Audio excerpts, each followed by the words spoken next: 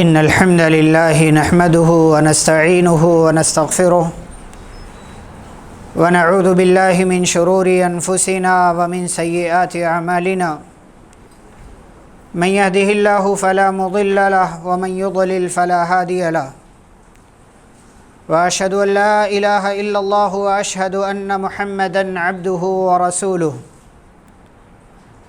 يا أيها الذين آمنوا اتقوا الله حق تقاته ولا تموتن إلا وأنتم مسلمون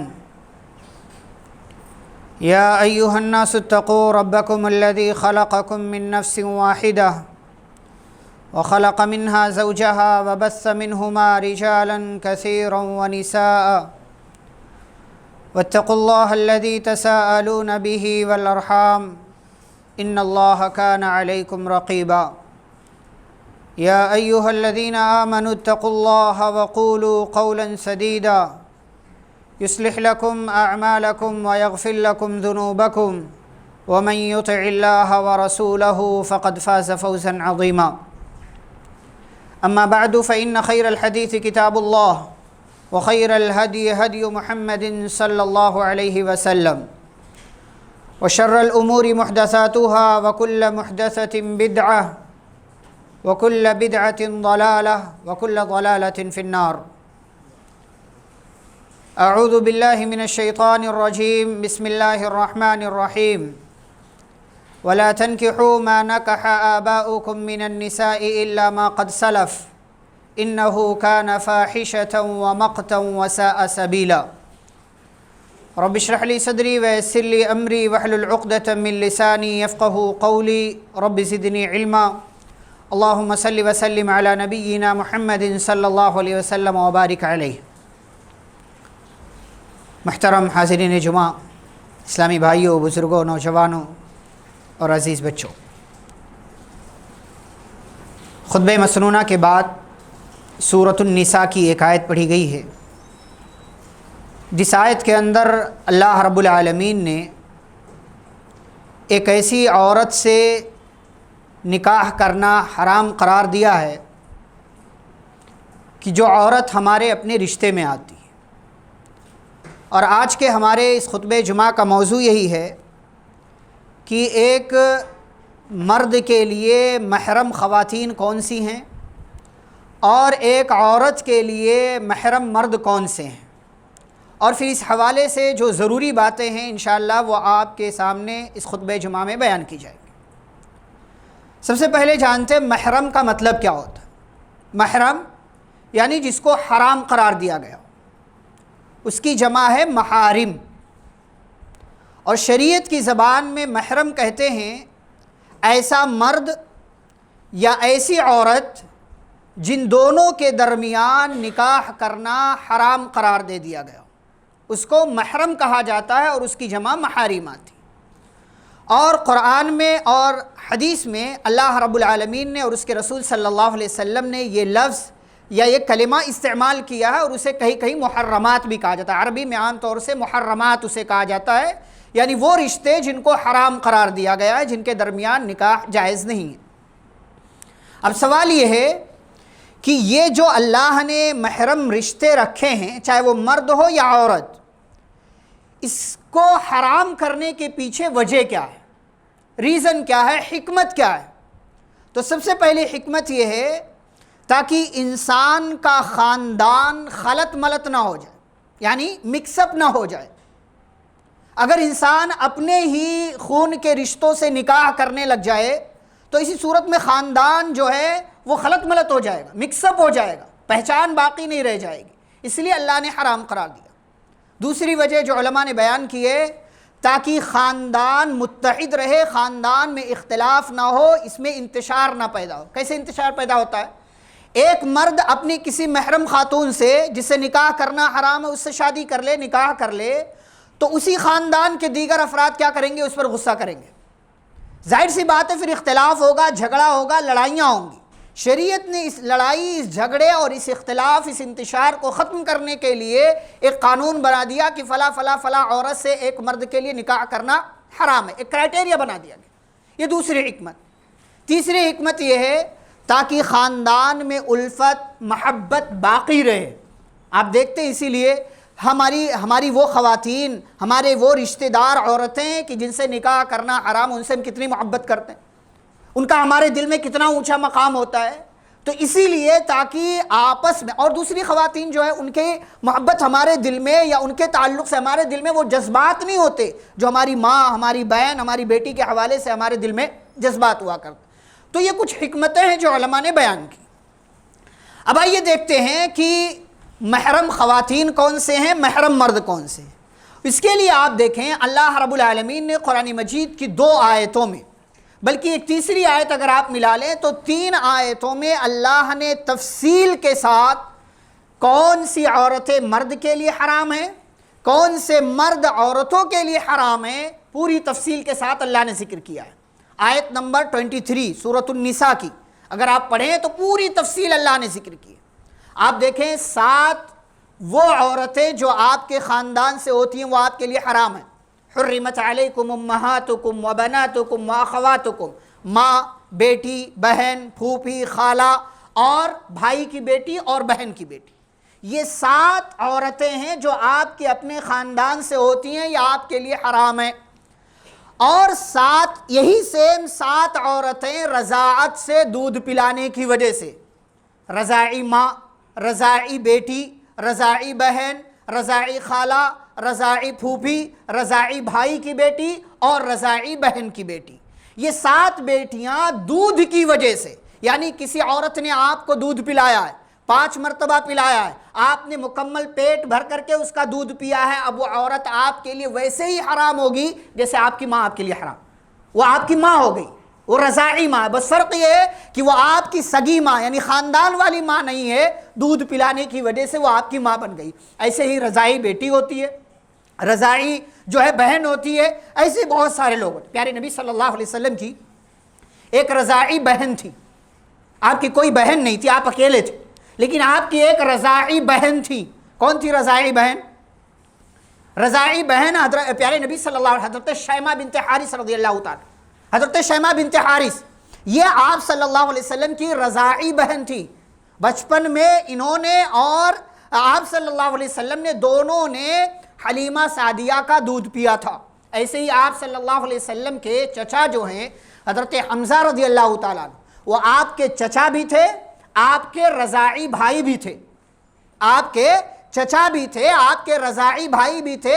دونوں نے ایک ہی خاتون کا دودھ پیا، دونوں کو ایک ہی خاتون نے دودھ پلایا. تو آپ کے چچا بھی ہو گئے اور آپ کے بھائی بھی ہو گئے رضاعی بھائی. تو یہ 7 خاندان سے عورتیں، یہ 7 دودھ پلانے کی وجہ سے عورتیں. اور ایسے ہی آپ دیکھیں، اب سسرال میں آ جائیں، آپ سسرال میں کون کون سی عورتیں آپ کے لیے حرام ہیں. ایک عورت وہ جو آپ کی بیوی کی ماں ہے، یعنی آپ کی ساس آپ کے لیے حرام ہے. آپ کی بہو آپ کے لیے حرام ہے، اس سے آپ نکاح نہیں کر سکتے. آپ کے بیٹے کی بیوی، آپ کی بہو آپ کے لیے حرام ہے. ایسے ہی ایک خاتون وہ ہے جو آپ کی بیوی کی بہن ہے. وَأَن تَجْمَعُوا بَيْنَ الْأُخْتَيْنِ، 2 بہنوں کو آپ ایک ساتھ نکاح میں نہیں رکھ سکتے، الگ الگ کر سکتے ہیں شادی. آپ الگ الگ شادی، ایک عورت سے آپ نے شادی کیا، اس کا انتقال ہو گیا، اب اسی کی بہن سے آپ نکاح کر سکتے ہیں، نکاح آپ کر سکتے ہیں، یہ جائز ہے، لیکن دونوں کو ایک ساتھ نکاح میں آپ نہیں رکھ سکتے. ایک عورت وہ ہے جو آپ کے باپ کی بیوی ہے.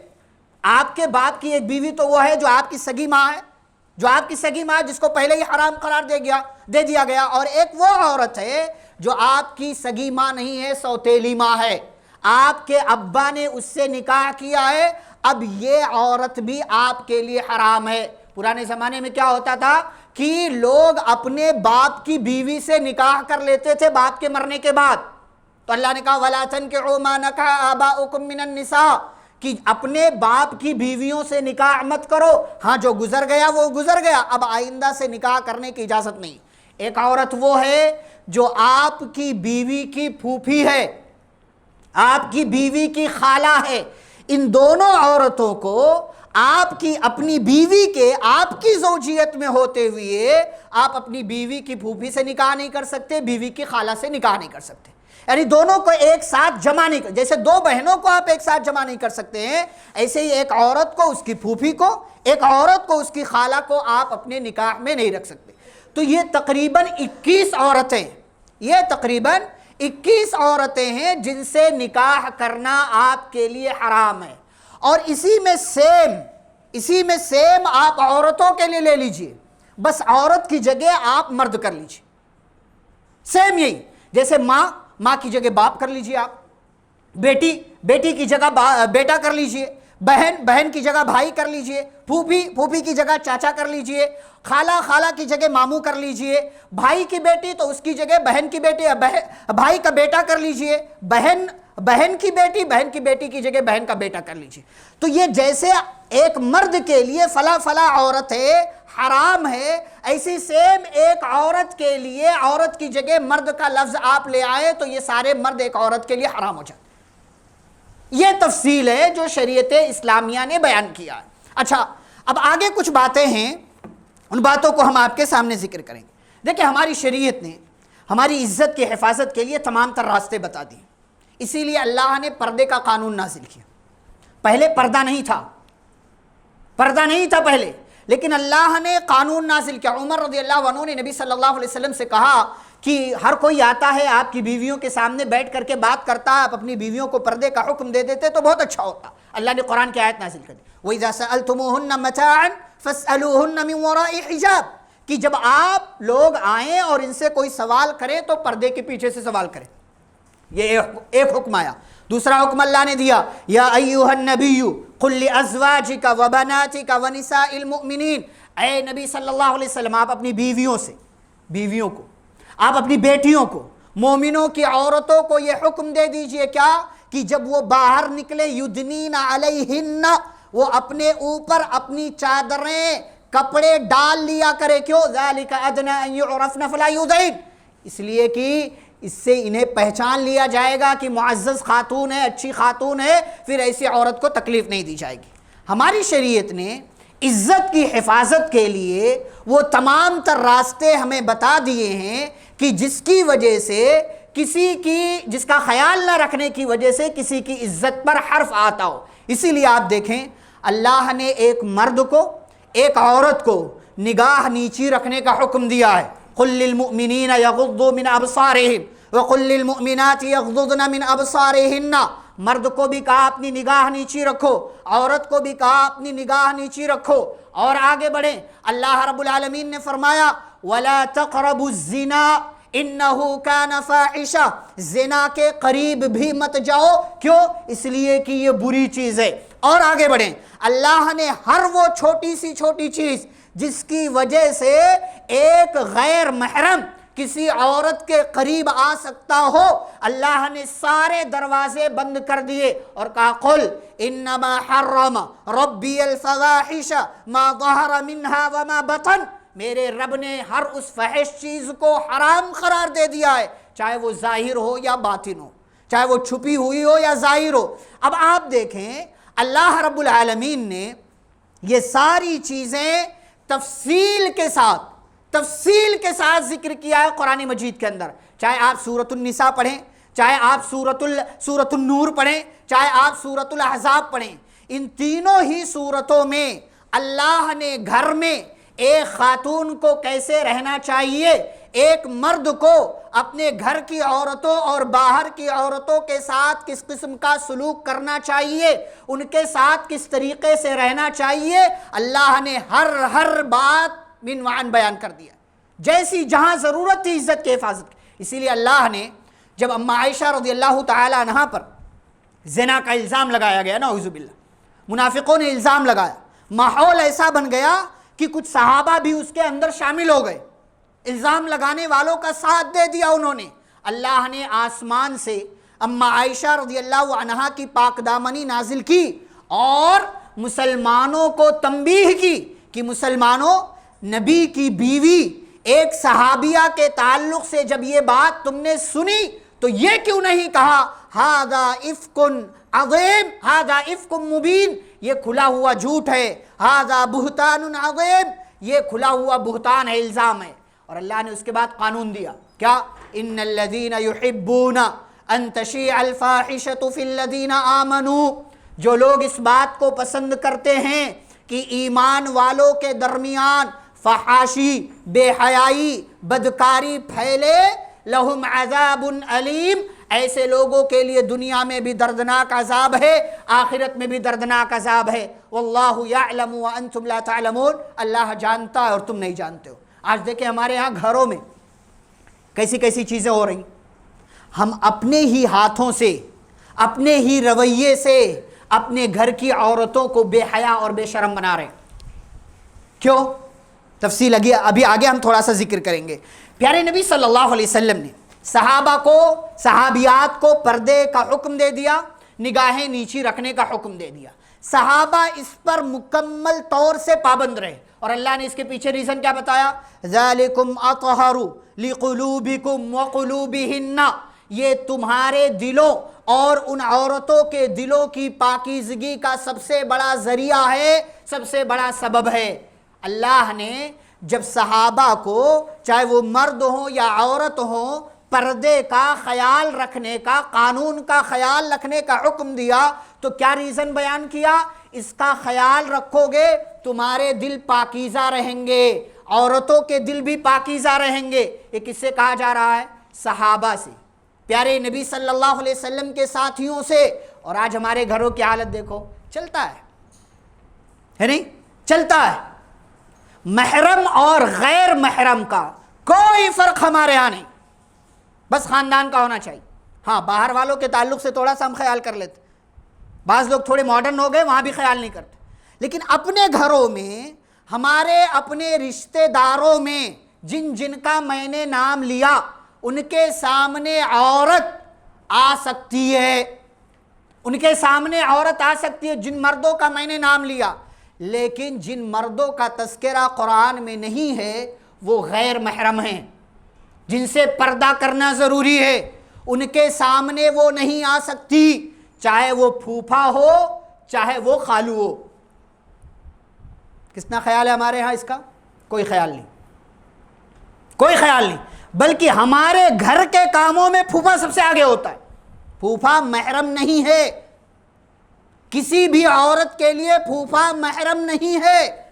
ہاں، کسی اور اینگل سے وہ کچھ اور ایسا رشتے میں آ رہا ہو، رضائی باپ ہو سکتا ہے اگر، یا کوئی اور رشتے میں آ رہا ہے، تو ایسی صورت میں اس سے پردہ نہیں ہوگا، لیکن صرف اگر وہ پھوپھا ہے، آپ کی پھوپھی کا شوہر ہے، تو ایسی صورت میں وہ آپ کا عورتوں کا محرم نہیں ہو سکتا۔ ایسے ہی خالو کا معاملہ، خالو کا معاملہ بھی یہی ہے، خالو غیر محرم ہے، خالو ایک عورت کے لیے غیر محرم ہے۔ کس بنیاد پر ہمارے گھروں میں بے دھڑک ایسے لوگوں کو آنے کی اجازت ہوتی؟ صرف رشتہ دار اس لیے، خالو ہے اس لیے، خالہ کا خیال کرنے کے لیے، پھوپھی کا خیال کرنے کے لیے۔ یہ شریعت اسلامیہ کی تعلیم کی توہین ہے، کھلم کھلا مذاق ہے۔ کوئی خیال، بھئی ٹھیک ہے آپ خیال رکھتے ہیں، بعض دفعہ ہو جاتا ہے ایسا، کوئی بات نہیں، کوئی بات نہیں، لیکن آپ نے کھلے عام اجازت دے دیا ہے۔ یہی گھر کی لڑکیاں بھی بیٹھی ہیں، یہی پھوپھا صاحب بھی بیٹھے ہوئے ہیں، یہی خالو صاحب بھی بیٹھے ہوئے ہیں، سارے کاموں میں، گھر کے کاموں میں مشورے، میٹنگ، سب کچھ، گھر کی عورتیں ہیں، وہیں یہ سارے لوگ بھی موجود۔ سوچیں آپ، پیارے نبی صلی اللہ علیہ وسلم، ایک مرد جو آپ کے، یعنی ایک عورت کے شوہر کا بھائی ہے، آپ صلی اللہ علیہ وسلم نے اس کو موت قرار دیا۔ الحم الموت، دیور موت ہے۔ کیسے؟ اس لیے کہ وہ بے حیائی کی طرف لے جائے گا۔ پیارے نبی، اچھا جو جتنا قریبی ہوتا ہے نا، اس کے ساتھ بے حیائی کے چانس زیادہ ہوتے ہیں۔ ہمارے یہاں کیا لگتا ہے نا، یہ سب خاندان کے ہیں، چلتا ہے، کچھ نہیں، یہ دونوں بہت انڈرسٹینڈنگ ہے، دونوں بچپن کے ہیں، کوئی مسئلہ نہیں، چل جاتا ہے۔ نہیں چلتا ہے۔ جو جتنا قریبی ہوتا ہے نا، اس کے ساتھ اتنے ہی زیادہ چانس ہوتے ہیں بے حیائی، بدکاری کے، زناکاری کے۔ پیارے رسول صلی اللہ علیہ وسلم سے سوال ہوا، ای الذنب اعظم، کون سا گناہ سب سے بڑا؟ آپ نے فرمایا ان تجعل للہ ندا وہو خلقک، یہ گناہ کہ تم اللہ کے ساتھ شریک کرو حالانکہ اسی نے تمہیں پیدا کیا۔ پھر آگے سوال ہوا آپ صلی اللہ علیہ وسلم سے، پھر اس کے بعد کون سا؟ آپ نے کہا والدین کی نافرمانی کرنا۔ پھر آگے سوال ہوا پھر کون سا؟ آپ صلی اللہ علیہ وسلم نے فرمایا ان تزانی حلیلۃ جارک، کیا کہا؟ پھر وہ گناہ بڑا ہے کہ تم اپنی پڑوس کی عورت کے ساتھ، اپنے پڑوسی کی بیوی کے ساتھ زنا کرو۔ زنا حرام ہے، کبیرہ گناہ۔ لیکن کبیرہ گناہوں کی لسٹ جب بتا رہے ہیں پیارے نبی صلی اللہ علیہ وسلم، سوال کرنے والے کے جواب میں کیا کہہ رہے ہیں؟ اللہ کے ساتھ شرک کرنا سب سے بڑا گناہ، پھر ماں باپ کی نافرمانی کرنا، پھر اس کے بعد تم اپنے پڑوسی کی بیوی کے ساتھ زنا کرو، یہ تمہارے لیے بڑا گناہ ہے، کبیرہ گناہوں میں سے ایک ہے۔ سوال یہ ہے کہ زنا اپنے آپ میں بڑا گناہ ہے تو نبی نے پڑوسی کی بیوی کا تذکرہ کیوں کیا؟ آپ سیدھا کہہ دیتے کہ تم کسی غیر محرم عورت کے ساتھ زنا کر لو جس سے تمہارے لیے جو تمہاری رشتہ دار میں ہے یا کچھ اور، آپ صلی اللہ علیہ وسلم کہہ دیتے۔ آپ نے پڑوسی کی بیوی کا تذکرہ کیوں کیا؟ اس لیے کہ پڑوسی کے گھر میں آپ کا آنا جانا ہوتا ہے، پڑوسی کی عورت کے بارے میں آپ جانتے ہیں، پڑوسی کے بارے میں آپ جانتے ہیں یہ کب گھر میں رہتا ہے کب گھر میں نہیں رہتا۔ جب وہ گھر میں نہیں رہے گا، آپ کے دماغ میں کبھی شیطان آیا، آپ اس کی بیوی کے ساتھ جا کر کے زنا کر لو، زبردستی کر لو، اس لیے کہ پڑوسی کی بیوی کے ساتھ بدکاری کے چانس زیادہ ہیں، اس لیے آپ صلی اللہ علیہ وسلم نے پڑوسی کی بیوی کا تذکرہ، ورنہ زنا کبیرہ گناہ، بڑا گناہ۔ ایسے ہی ہمارے رشتہ داروں میں وہ رشتہ دار کہ جن سے ہماری بیٹیوں کا، ہماری گھر کی عورتوں کا نکاح حرام نہیں ہے، ان سے نکاح وہ کر سکتی ہیں، کیا جا سکتا ہے، یعنی وہ غیر محرم ہے تو ان سے پردہ بھی کراؤ، ان سے اپنے گھر کو بچاؤ، کیونکہ یہی اچھا اسی میں ایک اور چیز، کزن کا فتنہ۔ میرا کزن ہے، کزن کے نام پر کتنے آج سماج میں کتنی برائیاں موجود ہیں۔ کزن کے ساتھ بائک پہ بیٹھ کر کے کالج جاؤ، اسکول جاؤ، فلاں جگہ جاؤ، مارکیٹ جاؤ، شاپنگ جاؤ، تنہائی۔ آپ سوچیں پیارے نبی صلی اللہ علیہ وسلم نے ایک عورت کو اس کے غیر محرم کے ساتھ کہا کہ دونوں تنہائی میں نہیں ہونا چاہیے، اگر دونوں تنہائی میں ہے تیسرا شیطان، اور ہماری شریعت نے اتنا خیال کیا ایک عورت خوشبو لگا کر کے باہر نہیں نکل سکتی، اگر وہ خوشبو لگا کر باہر نکل رہی ہے آپ نے فرمایا فَهِيَ زَانِيَةٌ، وہ عورت زانیہ ہے، بدکار ہے، فاحشہ ہے ایسی عورت۔ اب آپ سوچیں ہماری شریعت زنا کے لیے یہ ساری پابندیاں لگا رہی ہے کہ کہیں کوئی زنا نہ کر لے، بدکاری نہ کر لے، کہیں کسی کی عزت پر کوئی ڈاکہ نہ ڈال دے، اور ہم اپنے گھروں میں زناکاری کے مواقع فراہم کرے محرم اور غیر محرم کی تفریق کیے بغیر۔ کیا یہ مذاق ہے؟ کزن کا فتنہ، کتنے اچھے گھرانے ملوث ہے اس میں، اچھے گھرانے، اور پھر ایسے واقعات ہوتے ہیں کہ کزن کے ساتھ یہ ہو گیا، کزن کے ساتھ وہ ہو گیا، کزن کے ساتھ وہ ہو گیا، آپ سب جانتے ہیں، اس کی تفصیل میں جانے کی ضرورت نہیں۔ آپ دیکھیں ہمارے گھروں سے آج حیا، شرم ختم ہو گئی، اور جب حیا اور شرم ختم ہو جاتی ہے نا تو انسان جو چاہے وہ کرے۔ نبی صلی اللہ علیہ وسلم نے فرمایا اذا لم تستحی فصنع ما شئت، ان مما ادرک الناس من کلام النبوۃ الاولی، آپ نے فرمایا پہلے کے انبیاء جو آئے اور میں بھی، سارے نبیوں نے ایک بات کا پیغام سب کو دیا کہ حیا والے بنو۔ کیوں؟ اس لیے کہ اذا لم تستحی فصنع ما شئت، جب تم بے حیا ہو جاؤ گے تو جو چاہو گے کرو گے۔ ہمارے یہاں لوگ سمجھتے ہیں اپنے گھر میں بچی کو ہم نہیں بٹھا سکتے، نہیں، کون بول رہا بٹھانے کے لیے بھائی؟ شرعی حدود کا خیال رکھ کر کے، اگر آپ کو اپنی بچی کی عزت کی فکر نہیں ہے کیا کریں گے پھر آپ؟ اپنی بچی کی عزت کے لیے آپ اپنی بچی کے لیے وقت نہیں نکال پا رہے ہیں، کسی کے ساتھ بھی اس کو بھیج رہے ہیں اسکول، کالج، کزن کے ساتھ، فلاں کے ساتھ، فلاں کے ساتھ، کیا کریں گے آپ دنیا میں؟ کیا کریں گے؟ کل کو پھر آپ شرم سے سر جھکائیں گے، میری بچی نے یہ کر لیا، نعوذ باللہ، میری بچی نے ایسا کر لیا، یہ حرکت کر لیا۔ اور آج ماحول اتنا بگڑا ہوا ہے کہ آپ سوچ بھی نہیں سکتے. بظاہر ایک اچھی نظر آنے والی باہر یا آپ کے گھر میں اچھی نظر آنے والی لڑکی وہ باہر کس کس طریقے کا کام کر رہی ہے آپ سوچتے بھی نہیں, سوچ بھی نہیں سکتے آپ. کیوں ایسا؟ اس لیے کہ گھر میں ماحول ایسا ہے, کچھ نہیں چلتا ہے سب, کسی کے ساتھ بھی بیٹھو اٹھو, کسی کا بھی. نبی صلی اللہ علیہ وسلم نے کیا فرمایا کہ تم میں سے کسی کے سر میں لوہے کی کیل ٹھونک دی جائے یہ زیادہ اچھا ہے اس بات سے کہ تم کسی غیر محرم عورت سے اپنا ہاتھ ملاؤ. آج غیر محرم عورتوں سے کتنے ہاتھ ملا رہے ہیں لوگ. گھر میں آ گیا کزن, اس سے سلام, اس سے سلام, اس سے سلام, سب سے سلام. یہ اتنا بڑا جرم ہے, ہم معمولی سمجھتے ہیں اس کو, مذاق. یہ مذاق نہیں ہے. نبی نے فرمایا تمہارے سر میں لوہے کی کیل ٹھونک دی جائے یہ زیادہ اچھا ہے اس سے کہ تم کسی غیر محرم عورت سے ہاتھ ملاؤ. اپنی ماں سے ہاتھ ملا سکتے ہو, خالہ سے ہاتھ ملا سکتے ہو, پھوپھی سے ہاتھ ملا سکتے ہو, بہن سے, بیٹی سے, بھائی کی بیٹی سے, بہن کی بیٹی سے ہاتھ ملا سکتے ہو, لیکن کسی ایسی عورت سے ہاتھ ملاؤ جس سے تمہارا نکاح جائز ہے, جو تمہارے لیے محرم نہیں ہے, حرام نہیں ہے, یہ اس سے کہیں زیادہ اچھا ہے کہ تم اپنے سر میں لوہے کی کیل ٹھکوا لو. مذاق سمجھتے ہیں اس کو؟ ہمارے گھروں میں اس کو بہت آسانی سے لائٹ لیتے ہیں. ہم اس کو لائٹ مت لیجیے. صحابیات کو پردے کا حکم تھا. ہمارے لوگ تو اصل پردہ تو دل کا پردہ ہے. دل کا پردہ کیا ہوتا ہے؟ کیا پہلے نعوذ باللہ صحابیات پردے کا حکم نازل ہونے سے پہلے ایسی جیسے چاہتی تھی ویسے رہتی تھی دوسرے مردوں کے سامنے؟ نہیں. ہمارے یہاں کیا کہتے ہیں چہرے کا پردہ نہیں. کیوں نہیں بھائی چہرے کا پردہ؟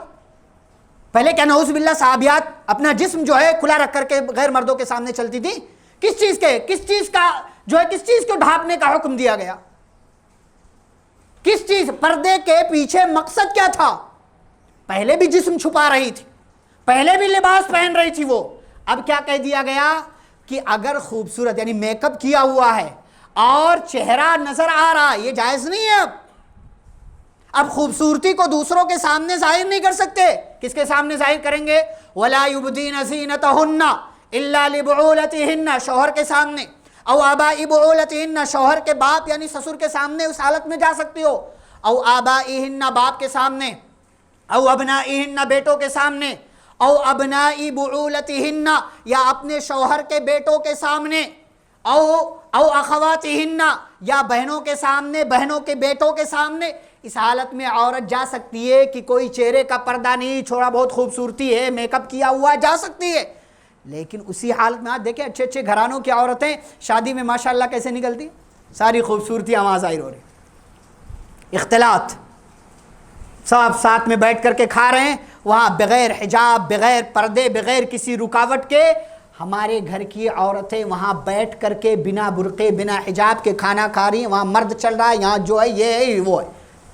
کیا یہ کوئی تفریق نہیں ہمارے یہاں؟ فرق ہونا چاہیے. تو نبی صلی اللہ علیہ وسلم نے فرمایا اذا لم تستحی فاصنع ما شئت, جب بے حیا بن جاؤ تو جو چاہو کرو. ہمارے ہاں دیکھیں ایک مرد, ایک باپ بے حیا بنا ہوا ہے. باپ, اسے کوئی فکر نہیں کہ اس کے گھر میں کون سا کپڑا آ رہا ہے, اس کے گھر میں کون آ رہا ہے, کون جا رہا ہے, فکر نہیں. اچھے اچھے لوگ ہیں ماشاءاللہ, بہت اچھے لوگ, لیکن عام ماحول جو ہے باپ کو کوئی فکر نہیں. باپ دیوس بنا ہوا, دیوس, بے غیرت, غیرت کا جنازہ نکال دیا اس نے, حیا کوئی باقی نہیں. جبکہ پیارے نبی صلی اللہ علیہ وسلم نے کیا فرمایا, ایک عورت کا, یہ نبی کی حدیث تو نہیں ہے لیکن نبی کی حدیث اور آپ کی تعلیمات کا خلاصہ یہی ہے کہ عورت کا سب سے بڑا زیور حیا, شرم ہے. الحیاء لا یاتی الا بخیر, حیا صرف خیر لے کر کے آتی. کیسے خیر لے کر کے آتی؟ موسیٰ علیہ السلام مدین پہنچے, دو عورتوں کو پانی پلایا, سائیڈ میں آئے, درخت کے سائے میں بیٹھے, کیا دعا کیا؟ رب انی لما انزلت الی من خیر فقیر, اے اللہ جو خیر دے دے میں اس کا محتاج ہوں. حدیث کے الفاظ پر دھیان دیجیے. نبی نے فرمایا الحیاء لا یاتی الا بخیر, حیا خیر لے کر کے آتی ہے. ادھر موسیٰ علیہ السلام نے خیر مانگا, ادھر ان دونوں لڑکیوں میں سے ایک لڑکی موسیٰ علیہ السلام کے پاس چلتی ہوئی آئی جس کا تذکرہ اللہ نے کیا ہے, فجاءتہ احداہما تمشی علی استحیاء. حیا کے ساتھ وہ چلتے ہوئے آئے. یعنی وہ لڑکی موسیٰ علیہ السلام کو بلانے کے لیے آئی تھی, اس کی نمایاں خوبی اللہ نے کیا ذکر کی, وہ حیا والی تھی. ادھر نبی صلی اللہ علیہ وسلم کی حدیث حیا خیر لاتی ہے, موسیٰ علیہ السلام کی دعا اللہ خیر دے دے. یہ تینوں چیزیں جمع ہو گئیں, ایک حیا والی عورت موسیٰ علیہ السلام کو مل گئی, اور اس حیا والی عورت کو موسیٰ علیہ السلام کی شکل میں خیر مل گیا. اپنے گھروں میں پردے کا رواج دو, محرم اور غیر محرم کی پہچان کراؤ کہ کون تمہارے لیے محرم ہے, کون تمہارے لیے غیر محرم ہے, اور خود بھی اس کی پہچان کرو. ہر عورت کے سامنے جا کر کے ایسے کھڑے مت ہو جاؤ, نگاہوں کو نیچی رکھو, نگاہوں کو نیچی رکھو. کیوں نگاہوں کو نیچی رکھنے سے؟ کیوں؟ اس لیے کہ نگاہوں سے ہی سارے معاملات شروع ہوتے, سارے معاملات نگاہوں سے شروع ہوتے, پھر اس کے بعد ہی آگے کے سارے معاملات انجام پاتے. اسی لیے ہماری شریعت نے کہا نگاہ کو لگام دے دو, آگے کے سارے معاملات اپنے آپ لگام میں ہو جائیں گے, اپنے آپ ساری چیزوں پر پابندی لگ جائے گی. ایک مرد کو ایک عورت جب تک موقع نہ دے وہ آگے نہیں بڑھ سکتا, اور ایک مرد ایک عورت کو جب تک موقع نہ دے وہ آگے نہیں بڑھ سکتی. اللہ نے کیا کہا جب یہ حکم دیا تو آگے کہا ذَلِكَ أَزْكَى لَهُمْ, یہ ان کے لیے پاکیزہ ہے. یعنی نگاہ کو نیچی رکھنا یہ ان کے لیے پاکیزگی کا سبب ہے. ان اللہ خبیر بما یصنعون, لیکن اس کے باوجود یہ لوگ کیا کرتے ہیں اللہ تعالیٰ سب جانتا ہے, اللہ تعالیٰ سب جانتا ہے. اور اس میں سب سے بڑا کردار گھر کی عورتوں کا ہے, ماؤں کا. اپنے گھر کی عورتوں کو, بیویوں کو سمجھاؤ, سمجھاؤ اپنے گھر کی عورتوں کو, بیویوں کو کہ اپنی بچیوں پر دھیان دیں, نگاہ رکھیں, کیونکہ بیٹیاں ماؤں کے بیجا لاڈ پیار سے, ماؤں کی کھلی چھوٹ سے بگڑتی ہیں. بیٹیاں ماؤں کی کھلی چھوٹ سے لاڈ پیار سے بگڑتی ہیں, اور یہ جو دنیا بھر کی واہیات اور خرافات والی چیزیں ماڈرن ہونے کے نام پر آ رہی ہیں, یہ ساری چھوٹ ماں کی طرف سے آتی. چلتا ہے, کر لو, چلے گا, کوئی حرج ہے. بھئی ایک آدھ بار کی بات ہو, کوئی مجبوری ہو, کوئی مسئلہ ہو, گھر میں کوئی نہیں ہے, کزن کو بلا لیا اس کے, اور کسی مرد کو. بھائی مجبوری میں تو ایک عورت اگر راستے میں گر گئی ہے, کوئی نہیں ہے اس کے ساتھ, کیا کرے گی وہ عورت؟ بھئی کوئی مرد اس کو سہارا دے سکتا ہے, ایک دائرے میں رہ کر کے اس کو سہارا دے, گاڑی سے بٹھائے, گاڑی پہ بٹھائے, لے جائے, اس کو ہاسپٹل پہنچائے, یا جہاں بھی ضرورت ہو اس کو پہنچائے. مجبوری میں تو حرام بھی آپ کے لیے حلال ہو جاتا, لیکن آپ سیدھا سیدھا حرام کو حلال بنائیں تو یہ اللہ کے حکم سے بغاوت ہے. اور جہاں بغاوت ہوتی ہے وہاں عذاب آتا ہے, جہاں بغاوت ہوتی ہے وہاں اللہ سزائیں نازل کرتا ہے, جہاں بغاوت ہوتی ہے وہاں اللہ رب العالمین دنیا ہی میں دکھا دیتا ہے کہ آپ کے گھر کا ماحول ایسا تھا تو اس کا انجام کیا ہونا چاہیے. ماؤں کو, گھر کی عورتوں کو سمجھاؤ آپ, چاہے کپڑے کے لحاظ سے, تربیت کے لحاظ سے, موبائل کے لحاظ سے, یا گھر میں کسی غیر مرد کے آنے جانے کے لحاظ سے. اسی لیے آپ صلی اللہ علیہ وسلم نے ایک حدیث کے اندر کیا فرمایا, ایک عورت اپنے گھر, اپنے شوہر کے گھر کی ذمہ دار ہے, اور اسے چاہیے کہ اس کا شوہر جس مرد کو گھر میں آنے کی اجازت دے اسی کو گھر میں آنے کی اجازت دے. لیکن شوہر اگر نافرمانی کے کام کی اجازت دے تب یہاں اس کی بات نہیں مانی جائے. اس لیے شوہر کی بھی ذمہ داری یعنی باپ کی, ماں کی یعنی عورت کی بھی ذمہ داری, دونوں کو سمجھنا ہے. آپ اپنی بچی کا, اپنے گھر کا فیوچر محفوظ کرنا چاہتے, اچھا بنانا چاہتے, تو یہ محرم اور غیر محرم کے جو قوانین ہیں, تفصیلات بہت ساری ہیں, لیکن وہ رشتے کے چکر میں پڑ کر کے میں آپ کو اس میں پھنسانا نہیں چاہ رہا. اصل جو باتیں ہیں, سمجھنے کی, سمجھانے کی جو باتیں, وہ میں آپ کے سامنے رکھ رہا ہوں کہ مجھے اور آپ کو کیا کرنا چاہیے, گھر کا ماحول کیسے سدھارنا چاہیے, اس کی اصلاح کیسے کرنی چاہیے. اور ہمارے ہاں یہ جو جوائنٹ فیملی کا سسٹم ہے نا, ٹھیک ہے, لوگ محبت میں آ کر کے دیکھیں, اسلام نے جوائنٹ فیملی کو سپورٹ نہیں کیا. جوائنٹ فیملی سسٹم کو اسلام نے سپورٹ نہیں کیا ہے. کیوں؟ جہاں آپ جوائنٹ فیملی سسٹم میں رہیں گے وہاں آپ کے لیے بہت سارے مسائل پیدا ہوں, اور سب سے بڑا مسئلہ پردے کا پیدا ہو, سب سے بڑا مسئلہ. اسی لیے اگر آپ صاحب استطاعت ہیں, بچے کی شادی آپ نے کیا, اسے الگ کر دیجئے. بچہ کما رہا ہے, الگ کیجئے اسے, کہیں اور جا کر کے. کیوں؟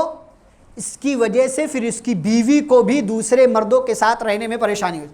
وہ ایک عورت سے پوچھو نا کیسے کیسے وہ چیزیں برداشت کرتی ہے, کتنی خواہشات کا گلا گھونٹتی ہے, اسے بننا سنورنا ہوتا ہے, اسے خوبصورت لگنا ہوتا ہے اپنے شوہر کے لیے, لیکن جوائنٹ فیملی سسٹم میں رہ کر کے وہ ان ساری خواہشات کا گلا گھونٹ دیتی, نہیں کر پاتی. کیوں ایسا کیوں ہے؟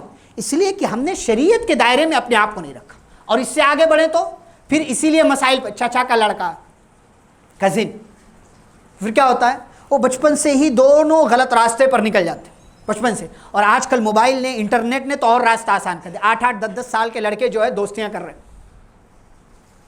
پھر وہ سب سے بڑا موقع انہیں کہاں ملتا ہے دوستی کا؟ اپنے گھر میں, اپنی کزن کے ساتھ, اپنے کزن کے ساتھ. یہ موقع مت دیجیے. جوائنٹ فیملی سسٹم کو اسلام نے سپورٹ نہیں کیا ہے. اس سے جتنا ممکن ہے اپنے آپ کو بچائیے, جتنا ممکن. کوئی مجبوری ہے, اور یہ جذبات پر شریعت نہیں چلتی. نہیں, ہم بہت سال سے جوائنٹ فیملی سسٹم میں رہتے ہوئے آ رہے ہیں. جب رہ رہے تھے اب آپ کو تعلیم معلوم ہو گئی, شریعت کا قانون معلوم ہو گیا, اور اس کے کیا نقصانات ہیں یہ معلوم ہو گیا, الگ ہو جائیے, الگ ہو جائیے, الگ رہیے. کبھی رہنا پڑا 2-4 دن کے لیے, کسی وجہ سے, کوئی تقریب ہے, کوئی اور چیز ہے, ٹھیک ہے, مسئلہ نہیں ہے, لیکن وہاں بھی خیال رکھیے. لیکن یہ کیا کہ سالہ سال, نسل در نسل آپ جوائنٹ فیملی سسٹم میں رہیں اور اسلام کی تعلیمات کا مذاق بننے دے, پردے کا خیال نہ رکھا جائے عورتوں کے حوالے سے یا کسی اور حوالے سے, تو شریعت اسلامیہ نے اس کو پسند نہیں کیا ہے. تو یہ چند باتیں تھیں جو محرم اور غیر محرم کے حوالے سے میں نے آپ کے سامنے رکھی. نقصانات کیا ہیں, اس کی تفصیلات کیا ہیں, جو بھی میرے حساب سے لگا کہ یہ آپ کے سامنے آنا چاہیے, وہ ساری باتیں میں نے آپ کے سامنے ذکر کی ہیں. اللہ رب العالمین سے دعا ہے اللہ ہم سبھی کو شریعت اسلامیہ کے قوانین کو سمجھنے اور ان پر عمل کرنے کی توفیق عطا فرمائے. اللہ ہمیں اپنے گھروں میں اسلامی قانون کو نافذ کرنے کی توفیق عطا فرمائے. پیارے نبی صلی اللہ علیہ وسلم کی سنتوں پر عمل کرنے کی توفیق عطا فرمائے. جب تک اللہ دنیا میں زندہ رکھے, اسلام اور ایمان پر زندہ رکھے. خاتمہ تو خاتمہ بالخیر ہو.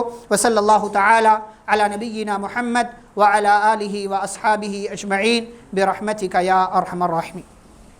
وما أرسلناك إلا رحمة للعالمين